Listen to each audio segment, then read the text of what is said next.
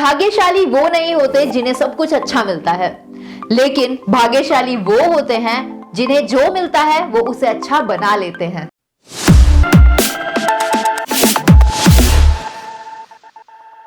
Hello everyone, welcome back to theguniti.com और मैं हूं आपकी होस्ट दिव्या। अब में से अमीर कौन बनना चाहेगा? आई होप हम सभी। तो जल्दी से हिट कीजिए लाइक बटन को और हमें बताइए कि हमारे व्यूअर्स में से कितने लोग बहुत ज्यादा कंसर्न है अपनी लाइफ को लेकर, जो अमीर बनना चाहते हैं सीरियसली। क्योंकि हो सकता है आपके लिए मजाक हो, लेकिन हमारे लिए बहुत इंपॉर्टेंट है जानना, ताकि हम डिलीवर कर सके आपको क्वालिटी कंटेंट, जिससे ना आपकी पर्सनल ग्रोथ होगी और साथ में होगी आपके बिजनेस की भी ग्रोथ। और आपको आपके अमीर होने का मंत्र हम अपनी इस वीडियो में देने वाले हैं, क्योंकि हम रिव्यू करेंगे आपके लिए एक ऐसी बुक जो नेटवर्क मार्केटिंग की दुनिया में बहुत ज्यादा फेमस है, which is rich dad and poor dad. Robert T Kiyosaki ने अपनी इस बुक में कुछ ऐसे सक्सेस मंत्रास को डिफाइन किया है सिर्फ हम लोगों के लिए, ताकि हम ग्रो कर सके अपने बिजनेस को, और हमें क्या करना चाहिए और क्या चीजें नहीं करनी चाहिए जब भी हम बिजनेस या फिर अपने आप को रिच करने के बारे में सोचते हैं। आपसे एक बात जरूर शेयर करना चाहूंगी। जब फर्स्ट टाइम मैंने इस बुक को पढ़ा था तो मुझे पूरे 2 दिन लगे थे, क्योंकि मैंने अपना पूरा टाइम इस बुक को डिवोट किया था। And I really found it much informative and very sound, because the book rich dad and poor dad is a complete rethinking of how many works. वो पैसा जो आप कमाते हैं खुद के लिए, वो मार्केट में कैसे फ्लो होता है और कैसे आप बना सकते हैं उससे 2 गुना या 3 गुना पैसा। Personal finance author and lecturer Robert T Kiyosaki ने अपने यूनिक इकोनॉमिक पर्सपेक्टिव को 2 डिफरेंट तरीकों से डेवलप किया है। रॉबर्ट कहते हैं, इन्वेस्टिंग, प्रॉपर्टी ओनरशिप और बिल्डिंग बिजनेसेस से आप फाइनेंशियल इंडिपेंडेंस पैदा कर सकते हैं। आप अपने चारों ओर देखिए और आप जानेंगे कि जो लोग अमीर हैं और दुनिया जिन्हें जानती है, वो अपनी एजुकेशन के कारण अमीर नहीं हुए हैं।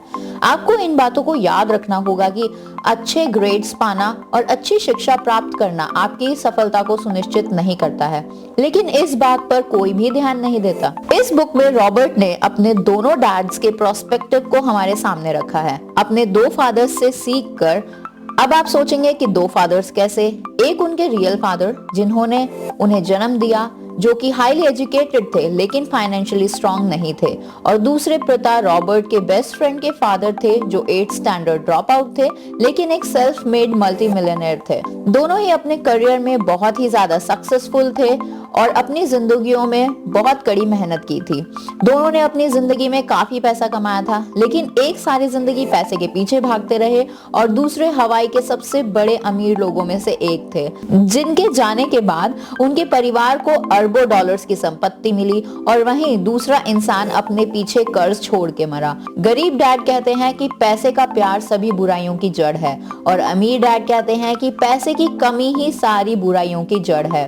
और यही कारण है कि अमीर और अमीर होते जाते हैं और गरीब और भी ज्यादा गरीब। पैसे का संघर्ष मिडिल क्लास में इसलिए होता है क्योंकि पैसे का विषय घर पर ही पढ़ाया जाता है, ना कि किसी स्कूल में। हम में से अधिकतर लोग अपने माता पिता से ही सीखते हैं कि पैसा हमें कैसे कमाना है।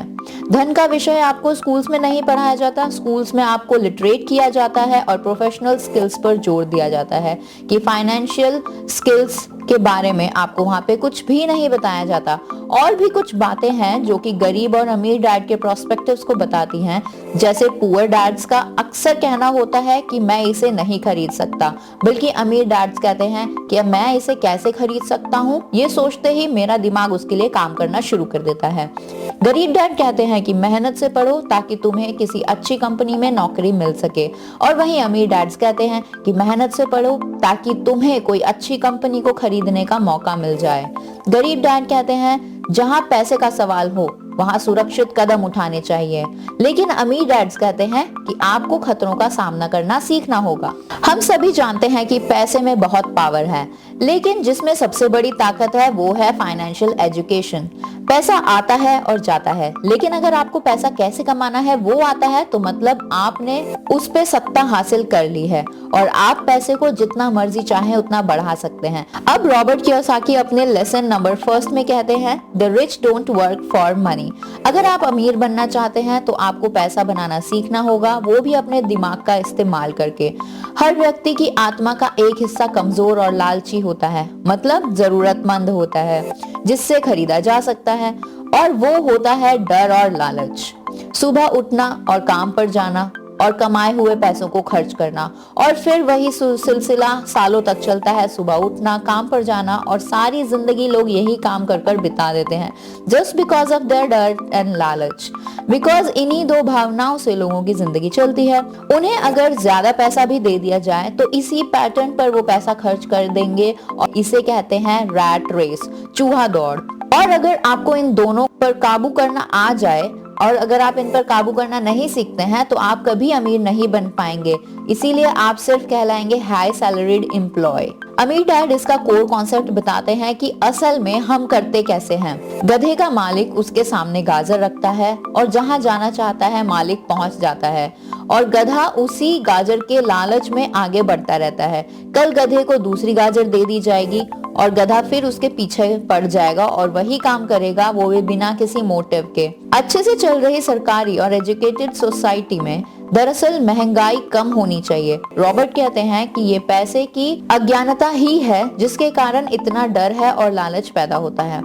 डॉक्टर्स ने अपनी फीस बढ़ा दी जिसकी वजह से हेल्थ इंडस्ट्री पर इफेक्ट पड़ता है। लॉयर्स ने भी अपनी फीस बढ़ा दी जिसको देखकर अब टीचर्स भी अपनी सैलरी बढ़वाना चाहते हैं, और इन्हीं सब के चलते हमारे टैक्सेस पर बहुत ज्यादा बर्डन पड़ता है और यही सिलसिला अनंत तक चलता रहता है। आपको वो देखना चाहिए जो दूसरे लोग नहीं देख पाते। सोचने के लिए अपने इमोशंस का यूज करना आपको सीखना होगा, ना कि इमोशंस में बहकर कुछ भी सोचना। आपको अपने दिमाग का इस्तेमाल करना चाहिए, क्रिएटिव होना चाहिए और जितना हो सके फ्री में काम करना चाहिए। उससे आपका दिमाग पैसे कमाने का तरीका बताने लगेगा और उन आइडियाज को यूज करते हुए आप अपनी जॉब से ज्यादा कमा सकेंगे और आप एक जिंदगी ऐसी देख पाएंगे जो दूसरे लोग नहीं देख पाते हैं। मौके आपके हाथ में होते हैं लेकिन फिर भी लोग उस मौके को पहचान नहीं पाते, और इसका रीजन यही है कि लोग मनी और सिक्योरिटी को ढूंढते रहते हैं। इसलिए मौके आपके हाथ में होते हुए भी आपके हाथ से फिसल जाते हैं। लेकिन जिस दिन आपने एक मौका ढूंढ लिया खुद के लिए, तो आप लाइफ में ऐसे बहुत से मौके ढूंढ पाएंगे और पहचान पाएंगे अपने लिए। Lesson number 2, why teach financial literacy means पैसे की समझ क्यों सीखनी चाहिए। अगर लोग फ्लेक्सिबल, दिमाग खुला रखें और परिवर्तन के लिए तैयार रहें तो जीवन में कई परिवर्तनों को आसानी से समझ पाएंगे और बहुत सारे उतार चढ़ाव के बाद भी लोग बहुत ज्यादा अमीर बन सकेंगे। अगर लोग ये सोचेंगे कि पैसा ही उनकी प्रॉब्लम्स को सॉर्ट आउट कर सकता है तो ऐसे सोचने वालों के लिए आने वाला टाइम बहुत ज्यादा डिफिकल्ट हो सकता है। दिमाग से प्रॉब्लम्स का सॉल्यूशन मिलता है और पैसा आता है, पर अगर आपके पास पैसे को सहेजने की सही समझ नहीं है तो पैसा आ भी जाए वो ज्यादा देर तक नहीं टिक सकता। हमने लॉटरी जीतकर अमीर होते गरीब इंसानों को देखा है, लेकिन होता क्या है, वो अपनी गरीबी में वापस पहुंच जाते हैं, वो भी बहुत जल्द। ये लोग लाखों करोड़ों जीतते हैं फिर भी लौट कर वहीं आ जाते हैं। जो नॉर्मल इकोनॉमिक्स में दिखाए हैं, कोई भी चीज जो आपके पॉकेट से पैसा निकालती है वो है लायबिलिटीज, और कोई भी चीज जो आपकी जेब में वापस पैसा डाले वो होती है एसेट। गरीब आदमी जब पैसे कमाने के लिए जॉब करता है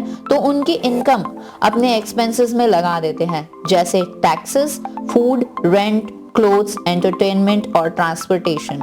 वहीं मिडिल क्लास पर्सन जॉब से पैसे कमाते हैं और अपने एक्सपेंसेस में उसे उड़ा देते हैं, जैसे कि taxes, mortgage, fixed expenses, food, entertainment, clothings, और फिर होती हैं कुछ लायबिलिटीज जैसे मॉर्टगेज, कस्टमर लोन्स और क्रेडिट कार्ड के बिल्स। और एक रिच पर्सन अपनी इनकम जो उसे डिविडेंड्स, इंटरेस्ट, रेंटल इनकम और लॉयल्टीज से जनरेट करता है वो उसे सबसे पहले अपनी एसेट्स बनाता है और उसमें इन्वेस्ट करता है, जैसे stocks, bonds, notes, real estate etcetera.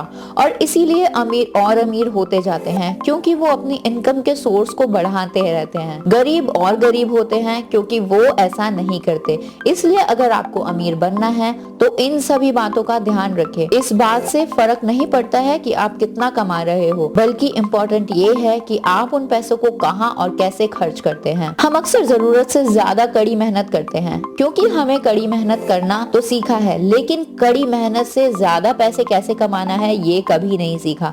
आपको इस बात को हमेशा दिमाग में रखना होगा कि स्कूल को इसलिए बनाया गया है ताकि हम वहाँ अच्छे वर्कर्स और एम्प्लॉयज को तैयार कर सकें, ना कि अच्छे एम्प्लॉयर्स और एंटरप्रेन्योर्स को। इस लेसन का लास्ट क्वेश्चन, मिडिल क्लास को पैसे की तंगी क्यों होती है? आज की कर्जदार सोसाइटी में दो बातें मानी जाती है, एक कि खुद का घर होना चाहिए जो कि एक असेट है, और दूसरा ये कि सैलरी बढ़ने पर आपके खर्चे भी बढ़ने चाहिए, एक ज्यादा बड़ा घर खरीद लेना चाहिए। लेकिन ऐसे बढ़े हुए खर्च के कारण परिवार और ज्यादा कर्ज में चले जाते हैं और उन्हें पैसे की ज्यादा तंगी का सामना भी करना पड़ता है। हालांकि लोग अपनी जॉब में इंक्रीमेंट लेते हैं और उनकी सैलरी भी बढ़ती रहती है, लेकिन उसे कहते हैं हाई रिस्क लिविंग, और ऐसी स्थिति में लोगों को पैसे की समझ नहीं होती है। Lesson number 3, mind your own business. लोगों की जिंदगी में पैसों की तंगी इसलिए आती है क्योंकि वो सारी जिंदगी किसी और के लिए काम करते हैं। इसलिए कई लोगों के पास जिंदगी भर काम करने के बाद भी खुद के लिए कुछ नहीं बचता। इसलिए आपको अपनी जॉब के साथ असेट्स पर भी फोकस करना चाहिए और उन्हें खरीद लेना चाहिए, और कुछ लायबिलिटीज से बचते रहना चाहिए जिनकी कीमत एक बार घर लाने के बाद बहुत ज्यादा कम हो जाती है। जिस टाइम हम एक न्यू ब्रांड कार खरीदते हैं, शोरूम से उसे अपने घर लेकर आते हैं, उसी टाइम उस कार का प्राइस 25% तक कम हो जाता है, जो कि एक असेट नहीं है, लेकिन बैंकर्स इसे असेट्स मानते हैं। इसलिए आपके लिए यही सही है कि आप अपने खर्चे को कम करें और लायबिलिटीज को मिनिमम कर लें और असेट्स को बढ़ा लें, और अपनी मेहनत से ऐसी असेट्स को क्रिएट करें। इससे पहले कि आप शादी करें, घर खरीदें, बच्चे पैदा करें और फाइनेंशियल लॉसेस को फेस करें, आप अपनी जॉब का बेस बहुत ज्यादा स्ट्रॉन्ग कर लें, मतलब अपनी इनकम को बढ़ा लें by creating your assets. I strongly agree with pay off your debts and start investing as soon as you can into things that can generate revenues. Robert कहते हैं कि real estate fall into several different categories. ऐसा business जिसमें आपकी presence matter ना करती हो, your stocks, bonds, mutual funds, income generating real estates, notes,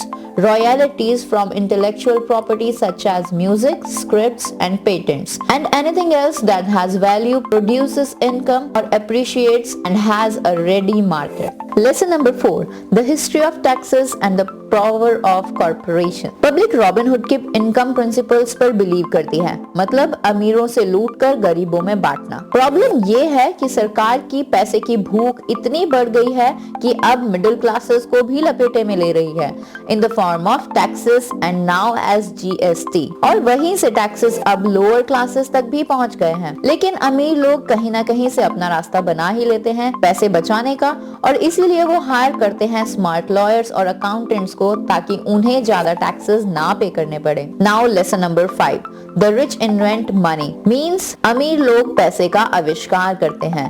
एक बार जब हम स्कूल फिनिश कर लेते हैं तो हमें पता है कि कॉलेज जाने या ना जाने अच्छे मार्क्स और डिग्रीज मैटर नहीं करती है। रियल लाइफ में आपको जरूरत होती है गट्स की, bravery, clever, regularity, intelligence, dare to take risk etcetera. हम सभी के अंदर एक ब्रेव, वाइज और इंटेलिजेंट पर्सनालिटी एग्जिस्ट करती है, लेकिन वहीं एक अलग पर्सनालिटी भी होती है हम सभी के अंदर जो थोड़ी कमजोर होती है, और अगर जरूरत पड़े टफ टाइम्स में तो लोग भीख मांगने को भी मजबूर हो जाते हैं। Financial IQ is made up of knowledge from 4 broad areas of expertise. Number 1 is accounting and number 2 is investing. पैसे से और पैसा कैसे बनाया जाए, अंडरस्टैंडिंग मार्केट्स। ग्राहम बेल ने मार्केट को वो दिया जो उसे चाहिए था, और शायद बिल गेट्स ने भी कुछ ऐसे ही किया। Number 4 is the law. The law is the awareness of accounting, corporate, state and federal organization. I recommend play by the rules. Robert Kiyosaki ने यही सब कहा है। रॉबर्ट कहते हैं कि मेरी एक ही फिलॉसफी है अपने असेट वाले कॉलम में सीड्स को प्लांट करना। ये हमारा फॉर्मूला है कि मैं लोअर लेवल से ही स्टार्ट करता हूँ। कुछ सीड्स तो हमेशा उग जाते हैं, लेकिन कुछ सीड्स नहीं भी उगते। रॉबर्ट कहते हैं कि जोखिम तो हमेशा रहता है, इसलिए इससे बचने के बजाय इसे मैनेज करना हमें सीखना चाहिए। Lesson number 6, work to learn and don't work for money. सीखने के लिए काम करें, ना कि पैसे के लिए। रॉबर्ट कहते हैं कि एक बार मेरी कार खराब हो गई तो मैं उसे एक गैराज में ले गया और वहां एक यंग मैकेनिक ने उसे कुछ ही मिनट्स में ठीक कर दिया। इंजन की आवाज सुनकर ही उसे पता चल गया था कि गड़बड़ कहाँ है, और मैं ये देखकर हैरान था कि इतनी नॉलेजेबल होने के बाद भी लोग बहुत कम पैसा कमा पा रहे हैं। मैंने हाल ही में सुना है कि 5% से भी कम अमेरिकन ईयरली $1 लाख से भी कम कमा पाते हैं। मैं ऐसे हाईली एजुकेटेड और नॉलेजेबल लोगों से मिला हूँ जो एक साल में $20,000 के करीब ही कमाते हैं। ज्यादातर लोगों को बस एक स्किल सीखने की जरूरत होती है और उसके बाद उनकी इनकम अपने आप बढ़ जाती है। वो जो हमने पहले भी बताया था, that is financial IQ, accounting, investing, understanding markets and law का मिक्स है। अगर हम इन 4 टेक्निक्स और स्किल्स को मिला दें तो पैसे कमाना बहुत ज्यादा आसान हो जाएगा। जब पैसे की बात आती है तो लोगों के दिमाग में सिर्फ ज्यादा मेहनत करने की ही बात आती है। एक बहुत ही हॉरिबल मैनेजमेंट थ्योरी है। काम करने वाले इसलिए कड़ी मेहनत करते हैं कि ताकि उन्हें जॉब से ना निकाला जाए, और ओनर्स उन्हें सिर्फ इतना ही देते हैं ताकि काम करने वाले छोड़कर ना चले जाएं। और अगर आप ज्यादातर कंपनीज की सैलरी देखेंगे तो आप जानेंगे कि हम ये सब ऐसे ही नहीं बोल रहे हैं, इस बात में थोड़ी बहुत सच्चाई जरूर है। आज भी कई बड़े हॉस्पिटल्स में कई बड़े डिसीजंस लेने के लिए कुछ लोगों पर डिपेंड किया जाता है, जैसे कि कौन जिएगा और कौन मरेगा, और ये फैसला सिर्फ इस आधार पर लिया जाता है कि मरीज के पास कितना पैसा है और मरीज कितना वृद्ध है। अगर पेशेंट ओल्ड है तो मेडिकेयर को अपेक्षित युवा व्यक्ति को दे दिया जाता है और वह वृद्ध व्यक्ति लाइन में सबसे पीछे खड़ा होता है। तो जिस तरह अमीर बेहतर एजुकेशन ले सकते हैं, उसी तरह वो अपने आप को जिंदा भी रख सकते हैं, जबकि जिनके पास दौलत नहीं है वो मर जाएंगे। दुर्भाग्यवश उस पुरानी कहावत में सच्चाई है, हम एक बूढ़े कुत्ते को नई टेक्निक्स नहीं सिखा सकते। जब तक कि कोई इंसान खुद को बदलने के लिए तैयार ना हो, तब तक उसे बदलना बहुत ज्यादा मुश्किल होता है। And now last chapter is overcoming obstacles. इसमें रॉबर्ट ने फियर के बारे में बात की है। वो कहते हैं, मैंने अपनी जिंदगी में देखा है कि जीत बिल्कुल हार के बाद ही आती है। जब मैंने बाइक चलाना सीखा था तो मैं कई बार गिरा, और आज तक किसी एक ऐसे क्रिकेटर को नहीं जानता जिसने कभी एक भी बॉल को गुम ना किया हो, और ना ही कभी ऐसे कपल से मिला हूँ जिसका कभी दिल ना टूटा हो, और ना ही मैं किसी अमीर आदमी को जानता हूँ जिसने कभी पैसा ना गवाया हो। टेक्सास में एक कहावत है, हर आदमी स्वर्ग तो जाना चाहता है लेकिन कोई मरना नहीं चाहता। बिल्कुल इसी तरह लोग अमीर तो बनना चाहते हैं लेकिन पैसे के डूबने के नाम से वो बहुत ज्यादा घबरा जाते हैं, इसीलिए वो कभी स्वर्ग तक नहीं पहुंच पाते। And second is cynicism. हम सभी के मन में डाउट्स होते हैं कि मैं स्मार्ट नहीं हूँ, मैं इनफ अच्छा नहीं हूँ, वो इंसान मुझसे बेटर है, क्या होगा मेरे इन्वेस्टमेंट करने के बाद इकोनॉमिक कोलैप्स हो जाए, क्या होगा मैं पैसे वापस नहीं चुका सका तो, क्या होगा अगर जो मैंने सोचा है वो ना हुआ तो। और ऐसे कुछ हमारे दोस्त या चाहने वाले भी हो सकते हैं जो हमें हमारी कमियां याद दिला सकते हैं, फिर चाहे हमने उनसे सलाह मांगी हो या ना मांगी हो। वो लोग अक्सर कहते हैं कि तुम्हें ऐसा क्यों लगता है कि तुम इसे कर सकते हो, या अगर जो तुम कर रहे हो ये इतना ही बढ़िया है और प्रॉफिटेबल होता तो लोग इसे क्यों ना कर रहे होते, या ये कभी सफल नहीं हो सकता है, या तुम्हें पता भी नहीं है कि तुम किस बारे में बात कर रहे हो। Third is laziness. आपके मन में एक सवाल जरूर आया होगा कि मैं कैसे इस रैट रेस से बाहर निकल सकता हूँ, मेरी लाइफ कैसी होगी अगर मुझे फिर कभी काम ना करना पड़े तो, या मैं क्या करूँ ऐसा कि मुझे मनचाहा पैसा मिल जाए। थोड़े से लालच के बिना, कुछ बेहतर पाने की इच्छा के बिना आपको सक्सेस नहीं मिल सकती। एलेना रोजवेल्ट ने कहा है, आपको वही करना चाहिए जो आपके दिल को अच्छा लगता है, क्योंकि तुम्हारी हर बात में लोगों को गलतियां ही दिखेंगी। अगर तुम कोई काम करोगे तब भी तुम्हारी आलोचना होगी, और अगर तुम कोई काम नहीं करोगे तो सुनना तो तुम्हें तब भी पड़ेगा ही। Fourth is habits. Rich dad कहते हैं कि अगर मैं पहले खुद को पैसे देता हूँ कमाने के बाद तो मैं फाइनेंशियल और मेंटली ज्यादा स्ट्रांग हो जाता हूँ, और अगर मैं ऐसा नहीं करता और खुद को पैसे लास्ट में देता हूँ या फिर बिल्कुल भी नहीं देता हूँ तो मैं कमजोर हो जाता हूँ। इसलिए boss, manager, tax collectors, bill collectors, landlords जैसे लोग जिंदगी भर इधर उधर ठोकर मारते रहेंगे सिर्फ इसीलिए क्योंकि पैसे के बारे में मेरी हैबिट्स अच्छी नहीं है। And fifth is arrogance. जो मैं जानता हूँ उसे मुझे पैसा आता है, और जो मैं नहीं जानता हूँ मैं उससे पैसा खोता हूँ, और हर बार जब मैंने जिद की है तो मैंने पैसा गवाया है। बिकॉज जब भी मैंने जिद की है तो मैं ये मानता हूँ, तब मैं ये भरोसा करता हूँ कि जो मैंने नहीं जाना है वो मेरे लिए इम्पोर्टेंट नहीं है। जब आप जानते हैं कि आप किसी भी समय अज्ञानी हैं तो उस एरिया के लिए आपको किसी एक्सपर्ट को ढूंढना चाहिए या उस टॉपिक से रिलेटेड कोई अच्छी बुक पढ़ लेनी चाहिए और अपनी नॉलेज को एनहांस करना शुरू कर देना चाहिए। और ये सभी बातें, ये सभी कॉन्सेप्ट आपको हमने रिच डैड और पुअर डैड बुक से ही बताया है। रॉबर्ट टी कियोसाकी ने अपने रियल फादर, जो कि एक मिडिल क्लास मैन थे, उनके साथ रहकर मिडिल क्लास मेंटालिटी को देखा, जहां पे फाइनेंशियल प्रॉब्लम्स कभी खत्म ही नहीं होती थी। उन्होंने वहां पे रह के वहां का लाइफस्टाइल देखकर वहां से उन प्रॉब्लम्स को काउंटर पॉइंट किया और वहीं अपने अमीर डैड के पास रहकर उन्होंने उन सारी चीजों को देखा और उसका सॉल्यूशन भी ढूंढा। और उनकी से ली गई सारी सीख, उनसे ली गई सारी नॉलेज को जब उन्होंने फॉलो किया तो वो एट द एज ऑफ 47 खुद को रिटायरमेंट दिलवा सके अपने काम से। ये बुक काफी फेमस है इन नेटवर्क मार्केटिंग बिजनेस, जैसा कि हमने आपको पहले भी बताया था। इसमें फाइनेंस से रिलेटेड इतनी सारी बातें लिखी हैं कि मार्केटिंग के कॉन्सेप्ट आपको बहुत ही अच्छे से क्लियर हो जाएंगे,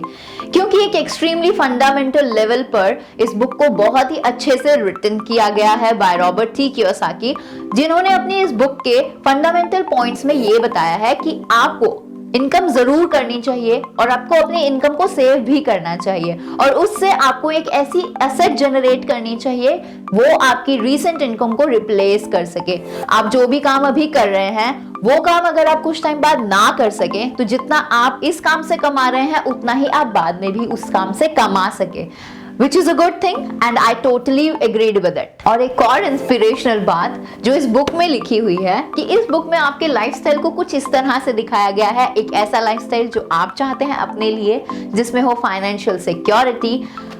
आप भी क्योंकि नेटवर्क मार्केटिंग से रिलेट करते हैं तो आपको भी इस बुक की वैल्यू बहुत अच्छे से पता होगी। अपने बिजनेस को और ज्यादा ग्रो करने के लिए इस बुक को जरूर पढ़ें और बुक को परचेज करने के लिए आपको लिंक नीचे डिस्क्रिप्शन बॉक्स में मिल जाएगा, जहां से आप इसे ऑनलाइन परचेज कर सकते हैं। अगर नेटवर्क मार्केटिंग से रिलेटेड आप अपनी कोई राय हमें देना चाहते हैं तो ज्यादा सोचिए मत, जल्दी से लिख दीजिए कहां पर आप बेहतर जानते हैं, यस नीचे कमेंट बॉक्स में।